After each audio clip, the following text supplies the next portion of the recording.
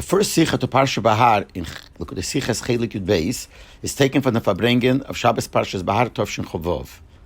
When the Sikha was given into the Rebbe to be Magia for Likutei Sichas, the Rebbe made a big change at the end of the Sikha. The way they understood what the Rebbe meant was that Shmita has a mila over Shabbos. In which way? Shabbos, a lot of the things that we do naturally become a mitzvah. To eat, to drink, it's a pleasure, and Shabbos is a mitzvah to have pleasure, so it's all a mitzvah. But Mele, the Gashmis itself becomes holy. But nevertheless, on Shabbos, when the Gashmis becomes holy, it's only because the Gashmi is transformed into in a mitzvah, into something special. So then it's holy. But Shmita, we see that you're allowed to work during Shmita. The only things you can't do is work in the field. But all the other, we call it Uvd and Dechel, weekday things, are all still the same as during a regular year. And nevertheless, your mamshach kedusha even into these things that are still remaining in Gashmis. So Shabbos, it's not that the Gashmis as Gashmis has the Aliyah. Gashmis is transformed into something special.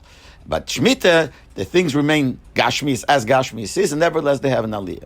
The Rebbe crossed out this whole thing, and the Rebbe wrote like this: Inyan Nifle, this is a gewaldige, meredike thing, Be'im Yesh Moker Alze.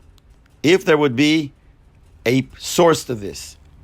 In other words, there's no source to such a thing that all the Uvd and the Chel that we do during Shmita becomes holy.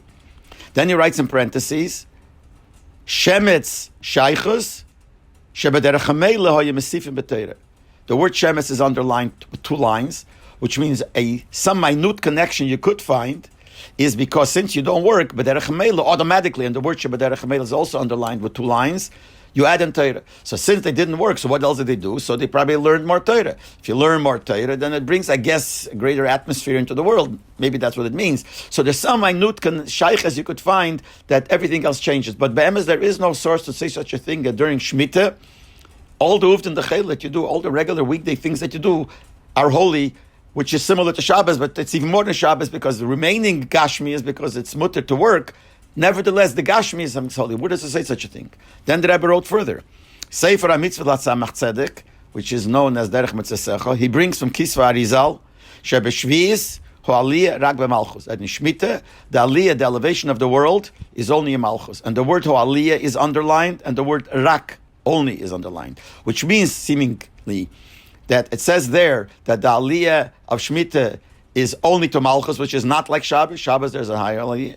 And also there's an Aliyah, which seems to be saying that Shabbos, I think that there is Kedusha comes down, the Lakus comes down into the world, and Shmita it has to elevate itself. Basically, there it seems clearly that Shmita is not like Shabbos. So how do you write, the Rebbe was asking, that on Shmita there is a higher Madrege, that the same thing happens on Shabbat, but here it happens to everything while it remains Gashmis. It doesn't say anywhere this thing.